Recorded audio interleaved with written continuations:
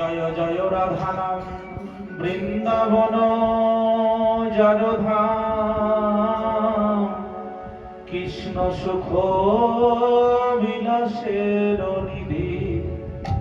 হেন রাধা কৃষ্ণ নাম না শুনিলি মোর কান, বঞ্চিত করিলা মোরে বিধি। রাধা নাম, রাধা নামের কি মহিমা জানে? রাধা রানীর অনেক মহিমা। বৃন্দাবনে গিয়ে যদি কেউ রাধা রাধা করে, আমার গোবিন্দ খুব খুশি হয়। ভগবান বলছে কি জানো, কেউ যদি রা শব্দ উচ্চারণ করে, আমি তার পিছনে পিছনে ছুটতে থাকি। রা শব্দ উচ্চারণ দেব স্ফূতি ভবতি মাধব। কেউ যদি রা বলে, আমি তার পিছনে ছুটতে লাগি। আনন্দে স্ফীতি ভবতি মাধব। ধা শব্দ উচ্চারণ ধাবতি পশ্চাৎবৎ। কেউ যদি ধা বলে, রা বললে আমি তার পিছনে ছুটতে থাকি। কেন? আমি ভাবি রা যখন বলেছে, ওই ভক্ত ধাও বলবে। যার মুখে রা উচ্চারণ হয়েছে, সে ধাও বলবে। রা উচ্চারণ করলেই আমার গোবিন্দ কৃপা করে দেয় তাকে। ধাও বলতে লাগে না, রা বললেই কৃপা। বলছে রাধা নামী রাগ মহিমা কি? ভগবান নিজ মুখে বলছেন, মম নাম শতবরে রাধা নাম শতয়ুত্তম। মম নাম শতবরে। শোনো ভক্তগণ, 100 বার কেউ যদি আমার নাম বলে, তাহলে যে ফল হয়, মম নাম শতনৈক রাধা নাম শত উত্তম, যস্মরতি রাধায় ন জানে তস্য কি ফলম। মম নাম শতানৈক, আমার নাম যদি কেউ 100 বার বলে, কৃষ্ণ কৃষ্ণ কৃষ্ণ 100 বার বললে যে ফল হয়, একবার রাধা বললেই সেই ফল। একবার মাত্র রাধা নামে সেই ফল হয়। তাহলে আপনাদের মনে জিজ্ঞাসা আসতে পারে, এই কলিযুগের ভগবান গৌর সুন্দর আমাদেরকে কোন নাম দিয়েছেন? রাধা নাম দিয়েছেন কি? না তো। কলিযুগের ভগবান গৌর সুন্দর আমাদেরকে দিয়েছেন হরে কৃষ্ণ মহামন্ত্র, তাই না? সেখানে রাধা আছে? দেখুন তো কোন জায়গাটায় রাধা বলছি আমি। হরে কৃষ্ণ কৃষ্ণ কৃষ্ণ হরে হরে, হরে রাম রাম রাম হরে হরে। প্রভু কয়ে কহিলাম এই মহামন্ত্র, ইহা জপ গিয়া সবে করিয়া নিবন্ধ। ইহা হইতে সর্বসিদ্ধি হইবে সবার, সর্বক্ষণ বলইতে বিধি নাহিয়া। প্রভু বললেন, প্রভু কহে কহিলাম এই মহামন্ত্র, ইহা জপ গিয়া সবে করিয়া নিবন্ধ। তো এখানে তো আমরা হরে পেলাম, কৃষ্ণ পেলাম আর রাম পেলাম, তাই তো? এর বাইরে তো কোনো শব্দই নেই। এই যে মহামন্ত্রের মধ্যে আমরা কি কি পেলাম? হরে, কৃষ্ণ আর রাম। এখানে কয়টা হরে আছে, আর কয়টা কৃষ্ণ আছে, আর কয়টা রাম আছে, এটা হলো এখন বলার বিষয়। আমাদের এই হরে কৃষ্ণ মহামন্ত্রের মধ্যে 8 বার হরে বলা হয়েছে, 8টা হরে আছে। আর 4টা কৃষ্ণ আছে আর 4টা রাম আছে। তাহলে এখন নামের মানে জানতে হবে। এখন বলছি হরে কৃষ্ণ, হরে কৃষ্ণ দুটো হলো, কৃষ্ণ কৃষ্ণ হরে হরে, আবার 4টা হরে রাম দুটো হলো, আবার রাম রাম হরে, 8টা হরে হলো। হরে মানে কি? হরে শব্দের অর্থ কি? হরে শব্দের অর্থ হয় হরি শব্দের সম্বোধনে। হরি শব্দের সম্বোধনেও হরে হয়, আবার হরা শব্দের সম্বোধনেও হরে হয়। হরা একটি শব্দ আছে, আমাদের বিশ্বনাথ চক্রবর্তী পাদ তার ক্ষণদাগীর চিন্তামণি গ্রন্থে এটি উল্লেখ করেছেন যে হরা শব্দের সম্বোধনে হরে। হরা মানে যিনি হরণ করেন। কি হরণ করেন? জীবের পাপ তাপ যিনি হরণ করেন তিনি হলেন হরা। হরা শব্দে কহে রাধা ঠাকুরানী। হরা মানে রাধা, আর হরা শব্দটি যখন সম্বোধনে হয় তখন হে হরে মানে বলতে চাইছে হে রাধে। কৃষ্ণ শব্দ দেখবেন, আমাদের কৃষ্ণ শব্দ বা রাম শব্দ যে আছে এর মধ্যে কোনো বিসর্গ নেই, আছে? মহামন্ত্রের মধ্যে হসন্ত আছে? নাই। তাহলে এটা কোন শব্দ রূপ? বলে এগুলোকে যদি ব্যাকরণ দিয়ে বিচার করা যায় এগুলো প্রত্যেকটা সম্বোধনের রূপ। কৃষ্ণ শব্দের সম্বোধনে হয় কৃষ্ণ, রাম শব্দের সম্বোধনে হয় রাম। এগুলোর মানে হলো হে কৃষ্ণ, হে রাম, হে রাধে। ব্যাকরণ দিয়ে বুঝলে অনেক জটিল মনে হবে, কিন্তু সহজ করে জেনে রাখুন, হরে মানে রাধা আর কৃষ্ণ মানে গোবিন্দ, আমার সেই অনাদিরাদি গোবিন্দ। এখন তার মধ্যে ঢুকে গেল রাম, তাহলে কি হলো? এখন দেখা গেল কৃষ্ণ ছিল, রাধা ছিল, আবার রাম ঢুকে গেল। মানে আমি কৃষ্ণ রাধা তো হলো বৃন্দাবন লীলার কথা, মানে কি এটা দাপর যুগের কথা, তাই তো? আর রাম কোন যুগের? ত্রেতা যুগের। এখন দাপর যুগের মধ্যে এখন ত্রেতা যুগ ঢুকে গেল, ব্যাপারটা কেমন খিচুড়ি পাকিয়ে গেল না? সম্পূর্ণটাই তো আলাদা। রাধা কৃষ্ণের লীলা আর রাম সীতার লীলা কি এক? কখনো নয়।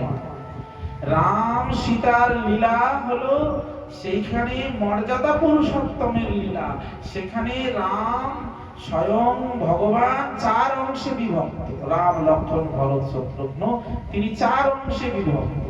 আর সেখানে সীতা হলেন লক্ষ্মী, লক্ষ্মী স্বরূপিণী, বিবাহ করা বউ। রাম আর সীতার সম্পর্ক কি? স্বামী স্ত্রী। কিন্তু রাধা কৃষ্ণের লীলায় কৃষ্ণের বিয়ে করা বউ কিন্তু রাধা না। এইখানে লীলাটা এক নয়। রাধা কৃষ্ণের লীলা হলো কি? পরক্রিয়া ভাবে হয় রসের উল্লাস, বোঝ বিনায় অন্যত্র নাহি তার বাস। তাহলে পরক্রিয়া ভাবে রসের উল্লাস, এই রাধা কৃষ্ণের প্রেম হলো এখানে পরক্রিয়া। রাধারানী হলো আয়ানের ঘরণী, পরক্রিয়া ভাব। এখানে পরক্রিয়াতেই রসের উল্লাস দেখিয়েছে। এই কথাগুলো বলা হচ্ছে কেন? এই কথাগুলো বলার কারণ আমরা অনেকে হরে কৃষ্ণ নাম দিন রাত করি ঠিকই, কিন্তু নামের মানে জানি না। এখন রাম রাম যে জপ করছেন এটা কোন নাম? তার মানে আপনি আমাদের মালাতে যে 16 নাম 32 অক্ষর আছে এর কিন্তু তত্ত্ব আছে, জানেন? একবার হরে লিখলেই তো হতো, 8 বার কেন হরে লিখেছে? কৃষ্ণ একবার বললেই হতো, 4 বার কেন কৃষ্ণ বলেছে? রাম একবারে বললেই হতো, তাহলে এখানে 4 বার রাম কেন বলেছে? বলে প্রত্যেকটা তত্ত্ব আছে। এখানে বলছে হরে মানে রাধা, রাধা রানীর রূপ স্বরূপ হলো তিনি অষ্টবিধ নায়িকা। রাধা রানী তো নায়িকা, আর নায়িকার প্রকার হলো 8 প্রকার। এই 8 প্রকার নায়িকা কি কি বললে, যখন রাধারানী গোবিন্দকে পাওয়ার যাওয়ার জন্য গোবিন্দের কাছে অভিসার করে তখন তিনি অভিসারিকা নায়িকা। যখন এই রাধারানী গোবিন্দ আসবে জেনে শয্যা সাজায় তখন তিনি বাসক শয্যা নায়িকা। যখন রাধারানী গোবিন্দ আসছে না, কথা দিয়েছে যে আমি রাত 10 দণ্ডকালে তোমার কুঞ্জে আসবো, এই কথা চিন্তা করে করে রাধারানী উৎকণ্ঠায় থাকে, তখন রাধারানী উৎকণ্ঠিতা নায়িকা।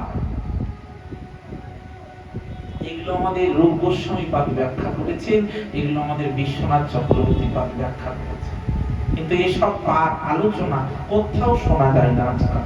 এই যে নামের যে ব্যাখ্যা, এগুলো প্রায় শোনা যায় না, লুপ্ত হয়ে গেছে। এগুলো অনেক পাঠক আসছে আমাদের মালদাতে, শুনতে যাই, কিন্তু দেখি না যে এগুলো আলোচনা করছে। সব বাইরের আলোচনা আর মানুষের মনোরঞ্জনাত্মক আলোচনা করছে। কি করে মানুষ মনোরঞ্জন হবে এই আলোচনা করে চলে যায়। কাজে এগুলো আমরা না জানতে জানতে একরকম এগুলো চাপা পড়ে যাচ্ছে। এগুলো জানেন না। এখন যদি কাউকে প্রশ্ন করা হয় যে 8টা হরে কেন বলা হয়েছে, উত্তর দিতে পারবে। 4টা কৃষ্ণ কেন বলা হয়েছে, উত্তর দিতে পারবে। যদিও বলে দেয় উৎকণ্ঠিতা বিপ্লবদ্ধা, তাহলেও কিন্তু মুশকিল। কি এখন যদি তাকে বলা হয় বলো উৎকণ্ঠিতা কাকে বলে, অভিসারিকা কাকে বলে, বলতে পারে। এগুলো আমাদের গোস্বামী মনি দেখিয়েছেন নামের মধ্যে কি তত্ত্ব আছে। তারপরে বলছে বিপ্লরম্ভা, উৎকণ্ঠিতা, কলহন্তরিতা, প্রসিত ভর্তিকা, স্বাধীন ভর্তিকা, এই 8 প্রকারের নায়িকা আছে। এই জন্য 8 বার হরে বলা হয়েছে। 4 বার কৃষ্ণ বলা হয়েছে কেন? নায়ক হলো 4 প্রকার, ধীরদত্ত, ধীরললিত, ধীরশান্ত, ধীরোদ্ধত। এই জন্য 4 বার বলা হয়েছে কি কৃষ্ণ। এবার রাম শব্দের মানে কি? রাম শব্দের মানেটা পরিষ্কার করে দিই। রাম মানে এখানে আমাদের 3 যুগে 3টা নাম আছে। সত্য যুগে একটা রাম, তার নাম হলো পরশুরাম। ত্রেতা যুগে একটা রাম আছে, তার নাম হলো ভগবান মর্যাদা পুরুষোত্তম রাম। আর দাপর যুগে একটা রাম আছে, তার নাম হলো বলরাম। 3 যুগের 3টা রাম, কিন্তু হরে কৃষ্ণ মহামন্ত্রের মধ্যে যে রামটা আছে ওই রাম এই 3 যুগের রাম নয়। একটা রামও নয়, পরশুরাম, বলরাম আর শ্রীরাম, 3টা রামের মধ্যে একটাও না। এখানে রাম শব্দের অর্থ করেছেন রমতিতি রাম, যিনি জীবের হৃদয়ে রমণ করেন তিনি রাম। এখানে রমণ শব্দের অর্থ মিলন, মানে রাধা হরে মানে আমরা পেলাম রাধা, আর কৃষ্ণ মানে আমরা পেলাম কৃষ্ণ। কিন্তু এই রাধা আর কৃষ্ণের যখন মিলন করাচ্ছে কে? এই রাম। এই জন্য আমরা বলছি হরে রাম, মানে রাধা কৃষ্ণের মিলন। মিলন কয় প্রকার? বলে মিলন হলো 4 প্রকার, সংক্ষিপ্ত, সংকীর্ণ আর সংক্ষিপ্ত, সংকীর্ণ, সম্পন্ন, সমৃদ্ধিমান। এই 4 প্রকারের মিলন আছে। এই সব তত্ত্ব এই মহামন্ত্রের মধ্যে আছে। আমরা যখন হরে কৃষ্ণ নামের মালাটা পরব তখন অন্য কাউকে চিন্তা করব না। ত্রেতা যুগের রাম সীতার কথা চিন্তা করব না। আমরা কি চিন্তা করব? আমরা রাধা কৃষ্ণের লীলার কথা স্মরণ করব। এগুলো নামের মধ্যে আছে, এগুলো হলো নাম তত্ত্ব। তো এই দেখবেন শুধু আমাদের গৌড়ীয় সম্প্রদায়ে যেমন এটা আমরা বলে থাকি, আমরা গৌড়ীয় সম্প্রদায়ে যেমন বলে থাকি হরে কৃষ্ণ কৃষ্ণ কৃষ্ণ হরে হরে, হরে রাম রাম রাম হরে হরে। নিম্বার্কি সম্প্রদায়ে একই কথা তারাও বলে, তারা সরাসরি হরের জায়গায় রাধা বলে। কি বলে তারা? রাধে কৃষ্ণ কৃষ্ণ কৃষ্ণ রাধে রাধে, রাধে শ্যাম শ্যাম শ্যাম রাধে রাধে। কৃষ্ণ রাধে কৃষ্ণ কৃষ্ণ কৃষ্ণ রাধে রাধে রাধে শ্যাম শ্যাম শ্যাম রাধে রাধে কৃষ্ণ রাধে কৃষ্ণ কৃষ্ণ কৃষ্ণ রাধে রাধে রাধে শ্যাম রাধে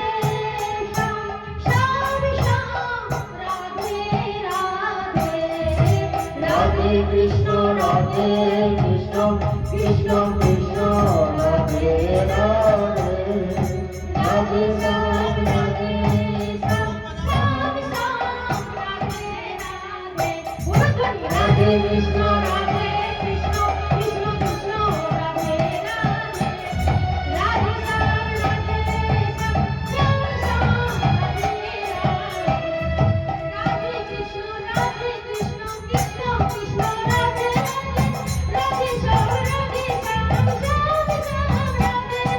রাধে কৃষ্ণ রাধে কৃষ্ণ কৃষ্ণ কৃষ্ণ রাধে রাধে রাধে শ্যাম শ্যাম শ্যাম রাধে রাধে রাধে কৃষ্ণ কৃষ্ণ কৃষ্ণ রাধে রাধে রাধে শ্যাম রাধে কৃষ্ণ কৃষ্ণ কৃষ্ণ রাধে রাধে রাধে শ্যাম শ্যাম শ্যাম রাধে রাধে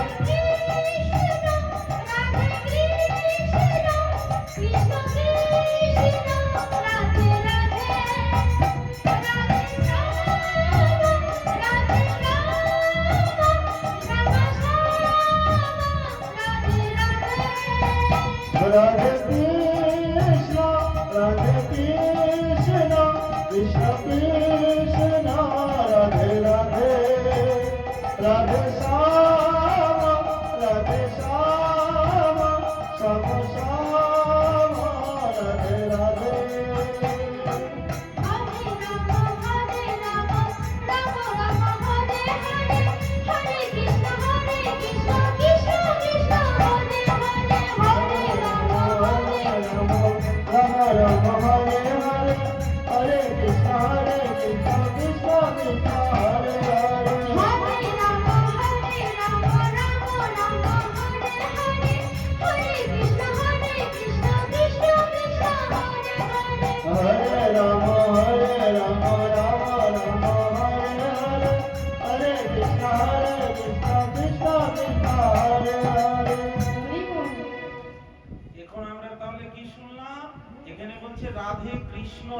কৃষ্ণ হরে কৃষ্ণ হরে কৃষ্ণ।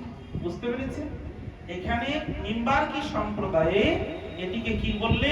এরা পরিষ্কার রাধারানীর নাম করলেন, কিন্তু আমাদের মহাপ্রভু কি দিয়েছেন? হরে দিয়ে। কিন্তু একটু আমরা হরিনামটা শুনলেন সবাই, এখানে কি শুনলেন? একটু উল্টা করে বললো না? শুনেন, এটারও কিন্তু অনেক বড় তত্ত্ব রয়েছে। আপনারা আস্থা চ্যানেলে ভাগবত শুনেন তো, বা বিহার রাজ্যে যাদের যাতায়াত আছে, বিহার সংলগ্ন দেখবেন সেখানে ওরা এইরকম হরিনাম করে, হরে রাম রাম রাম হরে হরে, হরে কৃষ্ণ কৃষ্ণ কৃষ্ণ। কিন্তু আমরা কি বলি? আগে হরে রাম বলি না আগে হরে কৃষ্ণ বলি গো? আমরা হরে কৃষ্ণ। তাহলে এরকম কেন হলো? এটার কিন্তু অনেক বড় তত্ত্ব আছে। বিহার রাজ্যে যাদের যাতায়াত আছে বা যারা টিভিতেও শোনেন দেখবেন, এখনো আমাদের গৌড়ীয় সম্প্রদায় ছাড়া অন্য সম্প্রদায় আগে হরে রাম বলে। কেন বলে? এর কারণ শুনুন, কলিসন্তরণ উপনিষদে যখন এই হরে কৃষ্ণ মহামন্ত্রটি প্রথম প্রকাশ করে, কোথায় বললাম? কলিসন্তরণ উপনিষদে এই নাম আছে, এইভাবে নাম দেওয়া আছে। আগে হরে রাম বলা আছে ওখানে, কিন্তু এটাকে উল্টে দিয়েছে কে? হরে রাম ছিল, হরে কৃষ্ণ কে করেছে? আমার মহাপ্রভু। কেন করেছে? এর বহু কারণ শুনুন। প্রথম কারণ হলো, মহাপ্রভু চিন্তা করেছে উপনিষদ মানে বেদ, বেদের সার। উপনিষদ পাঠ বা বেদ পাঠ যত্র তত্র করা যায় না, বা সবার অধিকার থাকে না। কিছু কিছু বেদের মন্ত্র আছে যেগুলি দেখবেন দিনের বেলা করতে হয় সূর্য থাকতে থাকতে, রাত্রে বলতে নেই। যেমন আমাদের বৈদিক মন্ত্র, সব মন্ত্র নয়, কিছু কিছু বললাম। শ্রাদ্ধ কখনো রাত্রে হয়? কেউ যদি মারা যায় শ্রাদ্ধ রাত্রে হয় না দিনের বেলা হয়? কেন রাত্রে শ্রাদ্ধ হয় না? কেন প্রশ্ন জেগেছে মনে কখনো? বিয়ে তো রাত্রে হয়, শ্রাদ্ধ রাত্রে হয় না কেন? তারপরে দেখবেন আমাদের দুর্গা পূজায় চণ্ডী পাঠ হয়, দিনে হয় না রাতে হয়? দিনে হয়। এই যে আমাদের ভাগবত সপ্তাহ চললো, পারায়ণ হলো, দিনের বেলা হলো না রাতের বেলা হলো? এর নিয়ম আছে, কিন্তু সূর্য থাকতে থাকতে করতে হবে পারায়ণের ক্ষেত্রে। এগুলো যারা তত্ত্বজ্ঞ ব্যক্তি তারা জানবে। আর এখন জগতে তো সবকিছু ফাঁকি দিয়ে হয়। তার জন্য চৈতন্য ভাগবতে বলেছেন, ধর্ম নামে যাহা কিছু পৃথিবীতে চলে, ভাগবত কহে তাহা পরিপূর্ণ চলে। কিছু কিছু এখন বেশিরভাগই ফাঁকি দেওয়া হয় মানুষকে, মানুষ ধরতে পারে না। দেখবেন আমাদের ভাগবত পারায়ণও দিনের বেলায় করতে হবে, এরকম বিধি আছে। সূর্য থাকতে থাকতে, রাত্রে হবে না। কেন হয় না? এগুলো কিছু কিছু বৈদিক মন্ত্রে বিধি নিষেধ আছে, যেগুলো দিনেই করতে হবে। এই জন্য শ্রাদ্ধ কখনোই রাত্রে হবে না, দিনেই করতে হবে।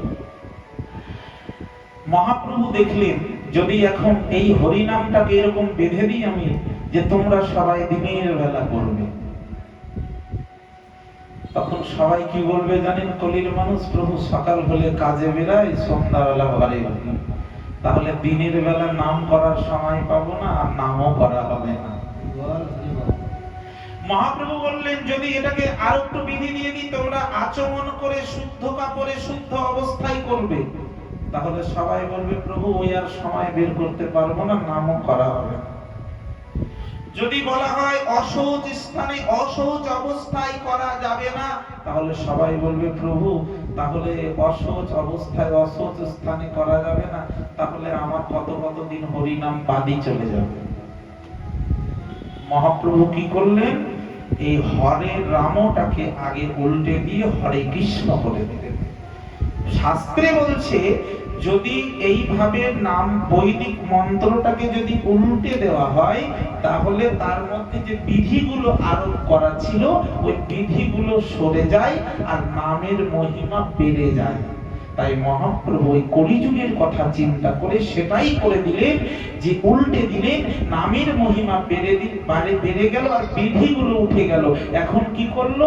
হরে কৃষ্ণ আগে বলে প্রভু বলল এই নাম আর করার কোনো বিধি নাই, যে কোনো অবস্থায় যে কোনো স্থানে সবাই এই নাম করতে পারবে। খাইতে সইতে যথা তথা নাম লয়, দেশ কাল নিয়ম নাই সর্বসিদ্ধি হয়।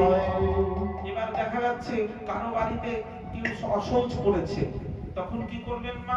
অসহজ করলে কি হরি নামের মালা বন্ধ থাকে? বলুন, যারা মালা করেন তারা উত্তর দেবেন। আপনার বাড়িতে কেউ যদি মারা যায়, আপনি মালা কি ওই কয়দিন বন্ধ রাখেন? মালা বন্ধ থাকবে না কেন? আপনি তো অসহজ, আপনি তো পূজা করছেন না, ঠাকুর ঘরে ঢুকছেন না, তাহলে মালা করছেন কেন? এই কথাটার উত্তরই এটা।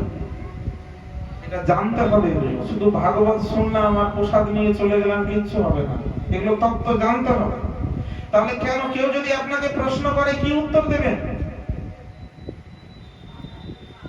আপনার বাড়িতে কেউ মারা গেলে বা বাচ্চা হলেও কিন্তু অসহজ, জননা সহজ কিংবা মরণা সহজ করলে আপনি কি করবেন? মালা করতে পারবেন। এটা জেনে রাখুন, কোনো অসুবিধা নেই। এবং কি মায়েদের যে রজস্বালা ধর্ম হয়, সেই সময়ও এই হরি নামের মালা করা যায়, কোনো অসুবিধা নেই, কোনো বিধি নেই।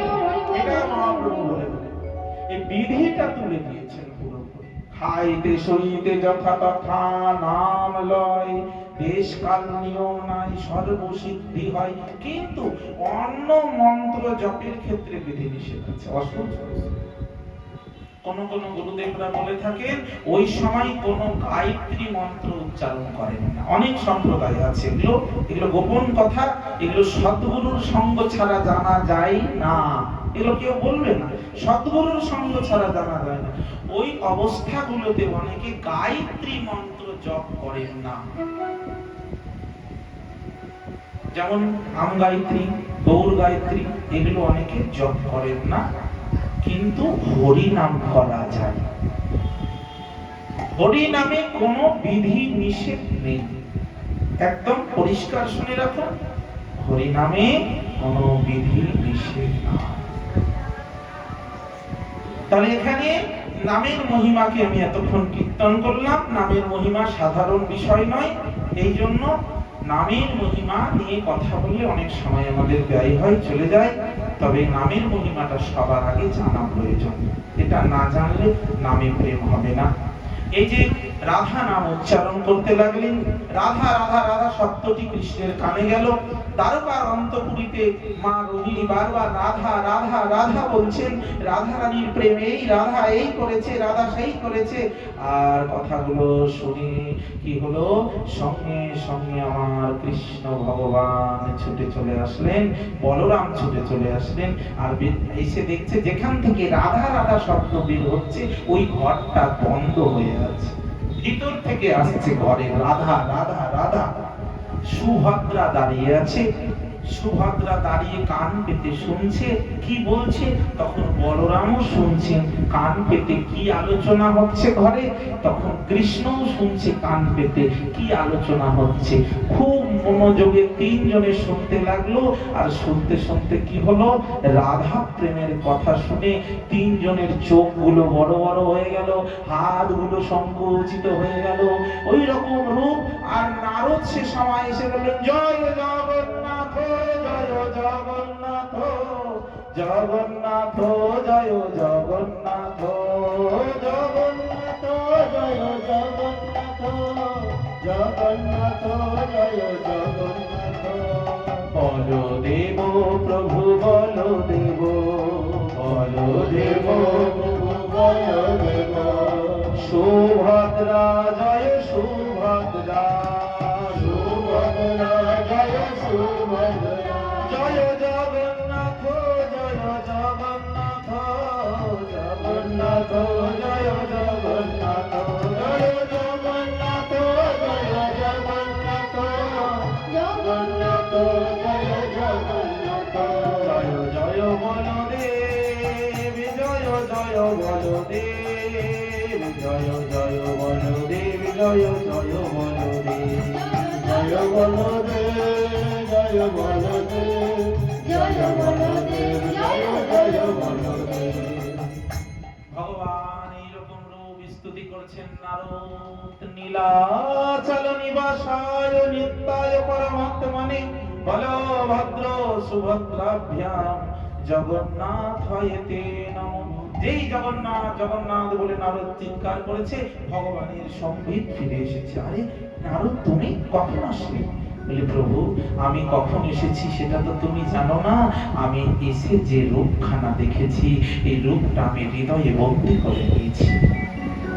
সঙ্গে সঙ্গে নারদ এবং কৃষ্ণের কথোপকথনে অন্তঃপুরে গোপন কক্ষে আলোচনা হচ্ছিল যে রাধা তত্ত্ব, সেটা বন্ধ হয়ে গেল। মা রোহিণীরা বুঝতে পারলেন কৃষ্ণ চলে এসেছে, তাই আর বন্ধ করে দিলেন। আর সেই মুহূর্তে এবার ভগবানের এই রূপকে দেখে নারদ স্তুতি করলেন, বলে, প্রভু এই রূপ যে আমি দেখলাম এর কারণ কি? ভগবান হেসে বলল, শোনো, এই কলিযুগ, এই যে আমাদের দাপর যুগের শেষে আগত কলিযুগে আমি নীলগিরি পর্বতে আমি জগন্নাথ রূপে প্রকটিত হব। আর রাজা ইন্দ্রদম্ন কর্তৃক আমরা এই চার মূর্তি, তিন মূর্তি আর একটা চক্র সুদর্শন মিলে হবে চার মূর্তি, এই চার মূর্তিতে আমরা প্রকাশিত হব এই রূপে, জগতের জীবকে দর্শন দিয়ে ধন্য করব। এই জন্য আমাদের এই জগন্নাথের রূপকে আচার্যরা কি বলেছে জানেন? রাধা প্রেমের বিগলিত মূর্তি। ভগবানের চোখগুলো বড় বড় হয়ে গেল, কেন এরকম হলো? হাতগুলো সংকুচিত, ছোট জগন্নাথ কেন হলো? বলছে রাধা প্রেমের কথা শুনে এরকম হলো। এই হলো জগন্নাথ রূপে প্রকাশের ইতিহাস। এটা এইভাবে আমাদের বিভিন্ন স্কন্ধ পুরাণাদিতে বর্ণনা হয়েছে। বলদেব ভগবান বললেন আমি যাব। বলদেব ভগবান বৃন্দাবনে আসলেন, এসে গোপীরা যে গোপীরা রাস করেছিলেন কৃষ্ণের সঙ্গে, তাদের কন্যারা বলল, মা আমাদের কি রাস করার সৌভাগ্য হবে না? তখন বলদেব ভগবানকে দেখালেন, বলদেব ভগবান তাদেরকে নিয়ে রাস করলেন। বলরাম রাস করলেন চৈত্র মাসের পূর্ণিমাতে, মধু মাসে আর পূর্ণিমা তিথিতে। বলদেব রাস করলেন কৃষ্ণের মতোই, তাদেরকে সান্ত্বনা দিলেন। এইভাবে বিবিধ উদ্ধারের কথা বললেন। জাম্বুবতীর নন্দন শাম্ব স্বয়ংভর কালে দুর্যোধনের কন্যা লক্ষণাকে বিবাহ করেছিলেন, সেই কথা ভাগবতে বলছেন। ভগবান এইভাবে গার্হস্থ্য ধর্ম পালন করতে করতে ইন্দ্রপ্রস্থে গেলেন। ইন্দ্রপ্রস্থে গিয়ে অর্থাৎ জানতে পারলেন সেখানে যে মগধরাজ জরাসন্ধ 20,000 রাজাকে গিরি বজ্রে দুর্গে বন্দী করে রেখেছেন, আর মহাভৈরব যজ্ঞে সবাইকে বলি দিবেন।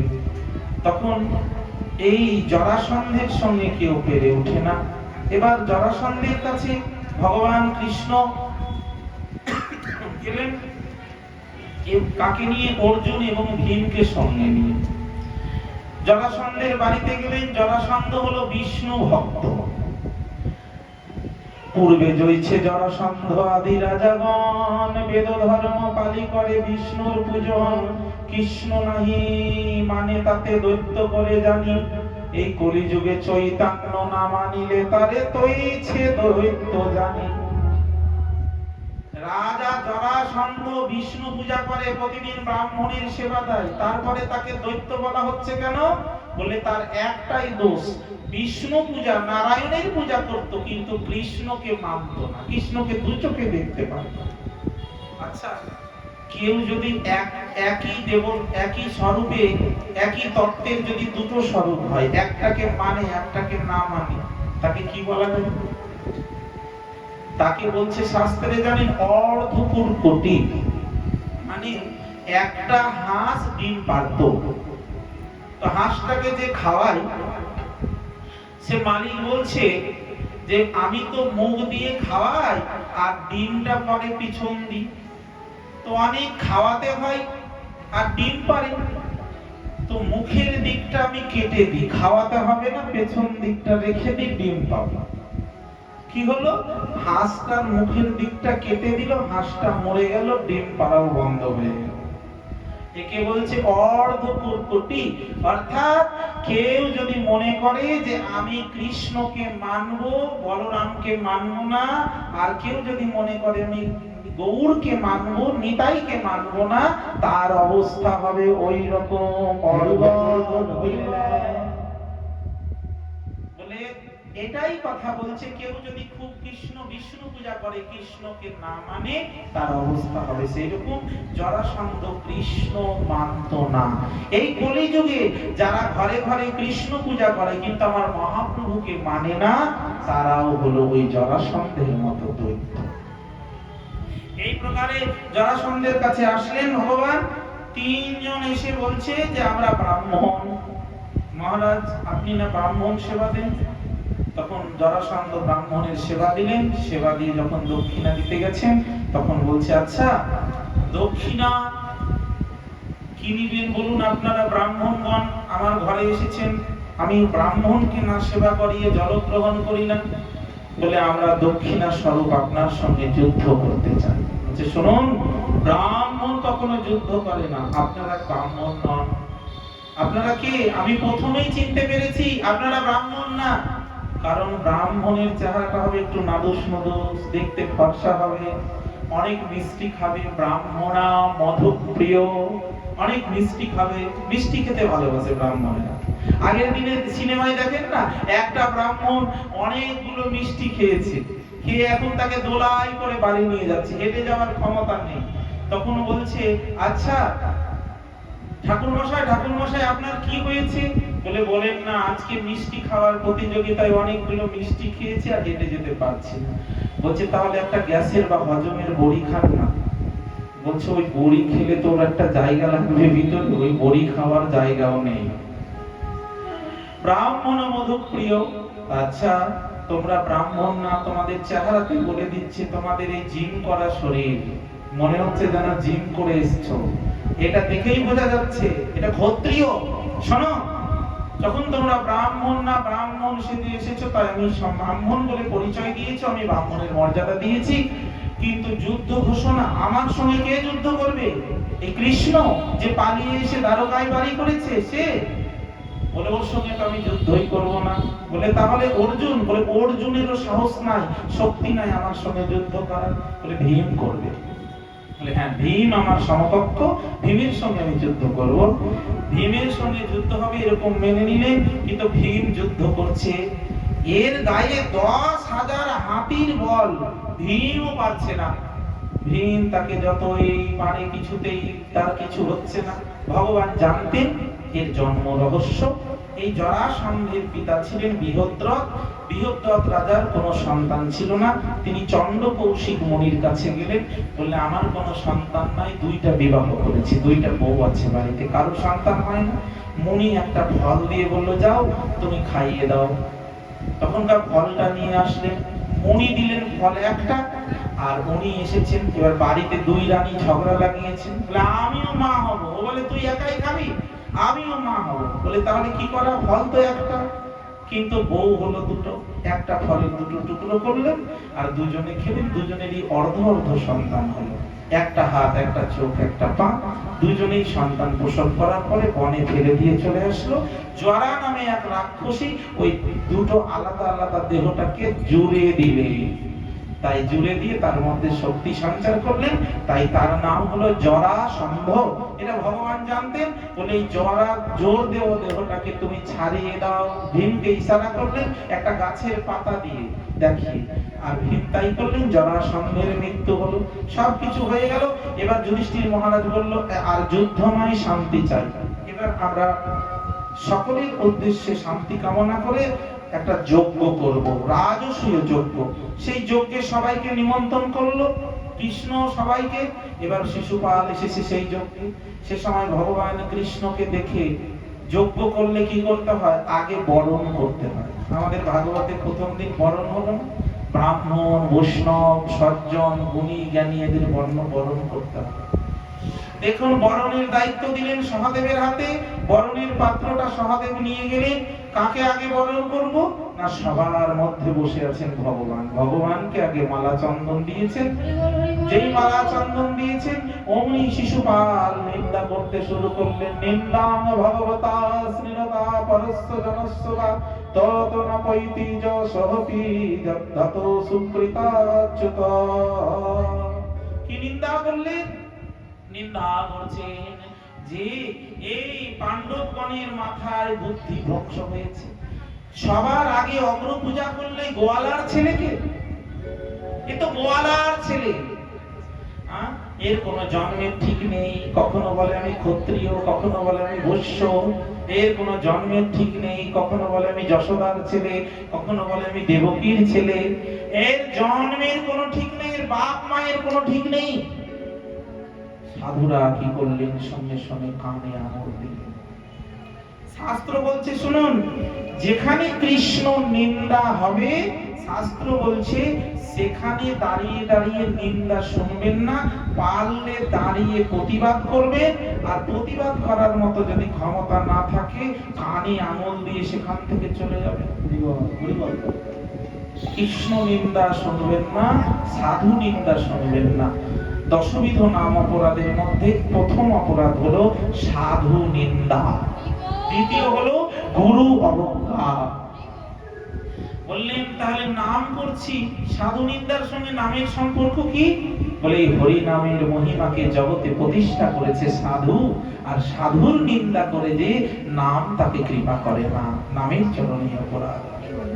আর গুরু অবজ্ঞা কেন বলা হলো?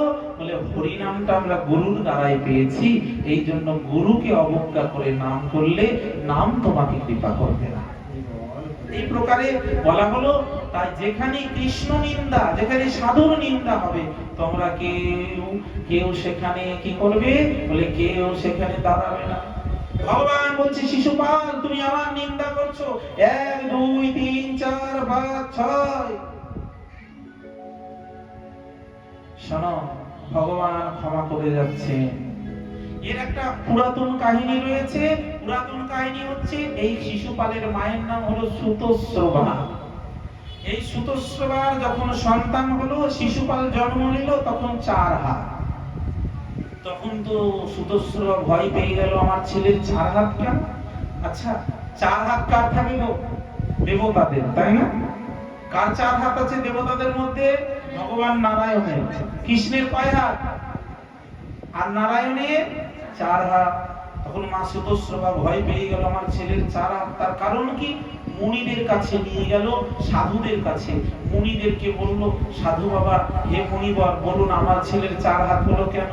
মুনিরা বলল, শুন সুতস্রবা, এই তোর ছেলের 4 হাত থাকবে না, 2 হাত হয়ে যাবে।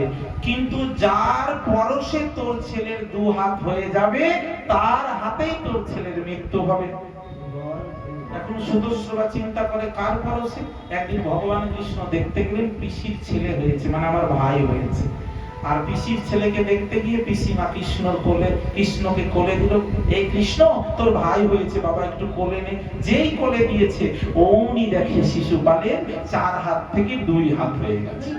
তখন মনে পড়ে গেল সুতস্রবার ওই সাধুদের কথা, তার মানে কৃষ্ণের হাতে আমার ছেলের মৃত্যু হবে। সঙ্গে সঙ্গে সুতস্রবা বলল, শোন বাবা কৃষ্ণ, একটা কথা দিতে হবে আজকে তোকে। বলো পিসিমা। বললে, তোর ভাই, এটা আমার ছেলে মানে তোর ভাই? বলে, হ্যাঁ। বলে, তোর ভাই যতই অপরাধ করুক, তুই তোর ভাইয়ের 100টা অপরাধ ক্ষমা করবি, কথা দে। বলে, পিসিমা, আমি আমার ভাইয়ের 100টা অপরাধ ক্ষমা করব। আচ্ছা, সুতস্রবা শিশুপালের মা ভেবেছিল, মানুষ কটা, একজনের কাছে কটা অপরাধ করে? আপনার কাছে আমি কটা বা অপরাধ করব? 1টা, 2টো, 50টা, 60টা? 100টা অপরাধ তো কেউ করতে পারবে না। তাই ভাবলো যে 100টা অপরাধ আমার ছেলে করবেও না, আর আমার ছেলের মরণও হবে না। এটা ভাবলো, কৃষ্ণকে দিয়ে কথা দেওয়ালো। কৃষ্ণ কথা দিল, 100 অপরাধ ক্ষমা করব। কিন্তু কি হলো? এই কৃষ্ণ নিন্দা করতে করতে 100টা অপরাধ পালিয়ে গেল। ভগবান বললেন, শিশুপাল, অনেক হয়েছে, আমি তোমার মাকে কথা দিয়েছিলাম, তোমার 100টা অপরাধ ক্ষমা করবো, আর নয়। সুদর্শন সুদর্শন বলি প্রভু হুঙ্কার করল, আর সুদর্শন চক্র এসে শিশুপালের গলাটা কেটে দিল।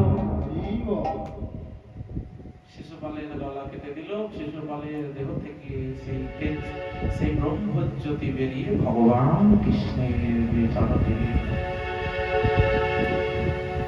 ভগবানের নামে নিন্দা করেও শিশুপালের কৃপা হলো।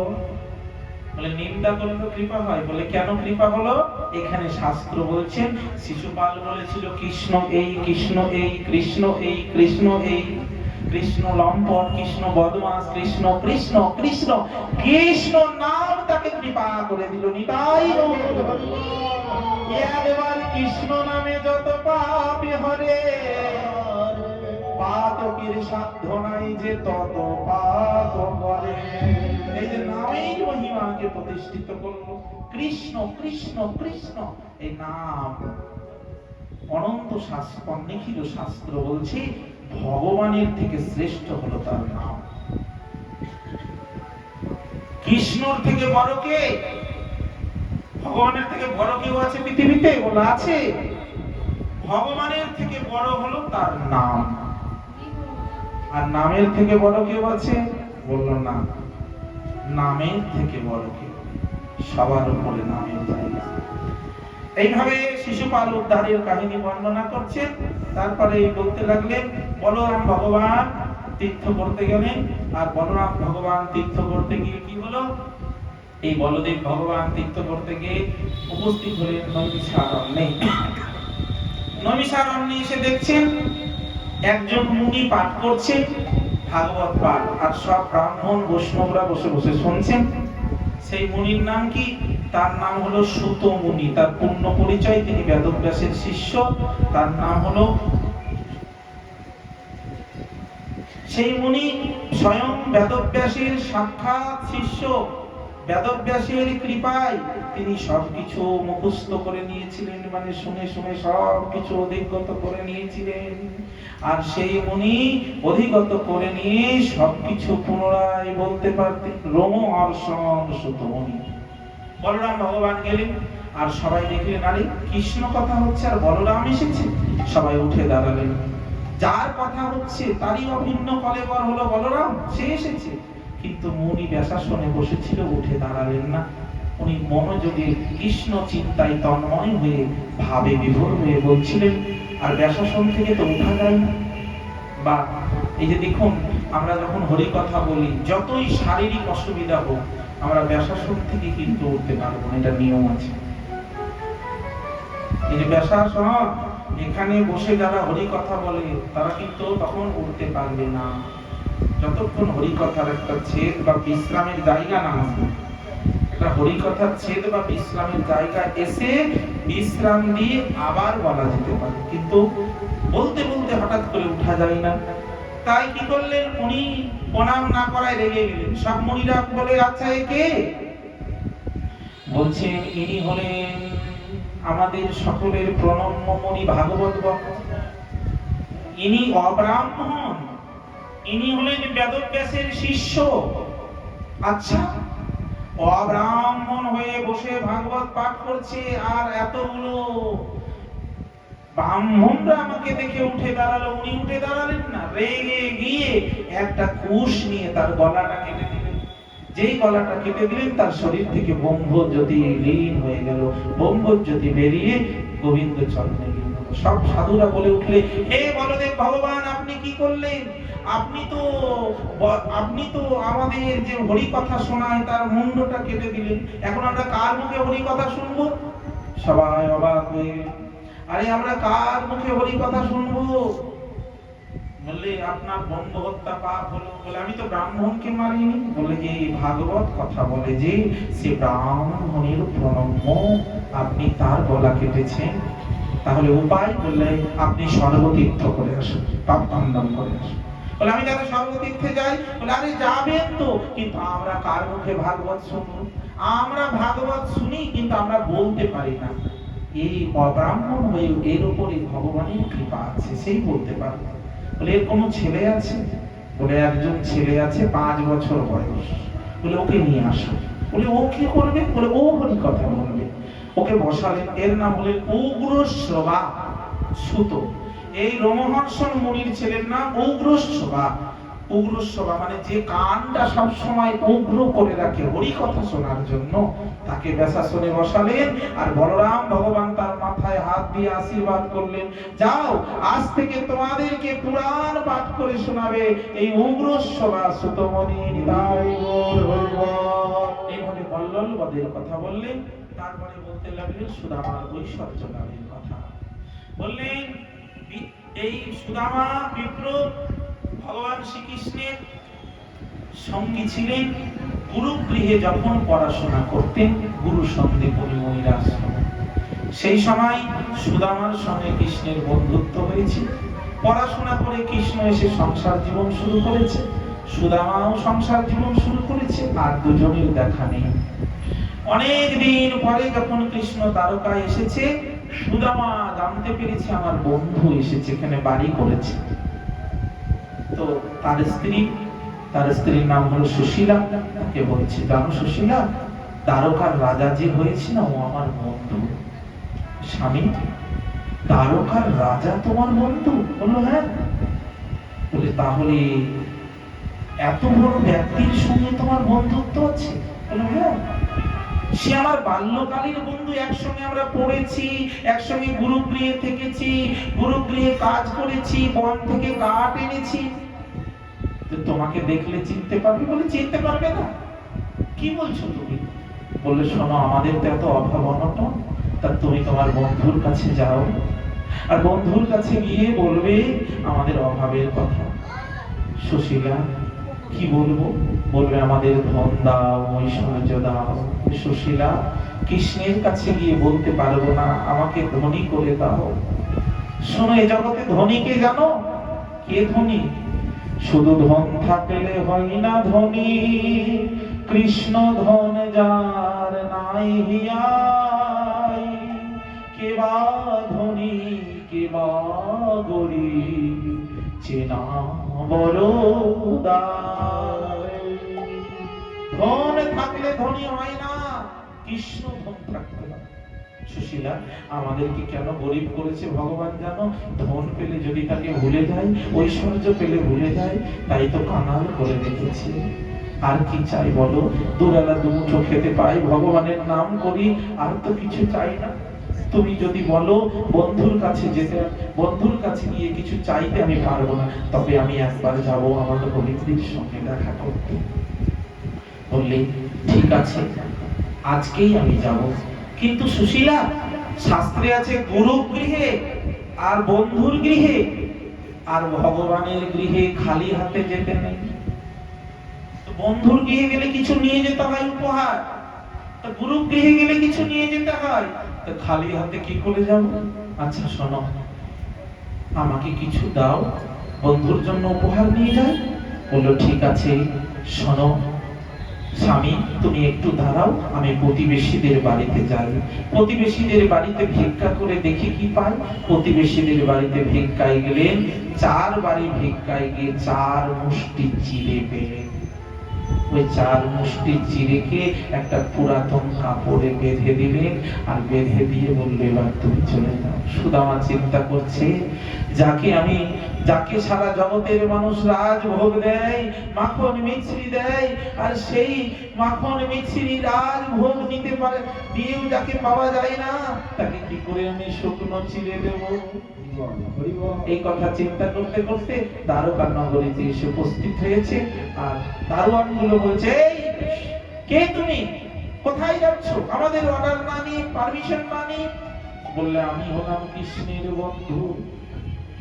কৃষ্ণের বন্ধু তুমি কি করে হবে, যেখানে কিনা স্বয়ং ভগবান কৃষ্ণ আমাদের রাজা, তুমি এক ভিখারি? বলে কেন, কৃষ্ণ কি শুধু বড় লোকের বন্ধু নয়, দরিদ্রেরও তো বন্ধু হয়, তার নামই তো হলো দীনবন্ধু। বলে না, আমরা তোমার কথা বিশ্বাস করি না। বলে বিশ্বাস যদি না করো বলো গিয়ে, দ্বারপাল তুমি বলো যে আমি সুদামা এসেছি, তোমার রাজাকে গিয়ে বলো। তাই কি বলছেন দ্বারপাল দারোয়ানকে বলছেন, আর দারোয়ান সে কথাগুলো শুনে কি বলছেন আমরা গানের ভাষায় শুনি।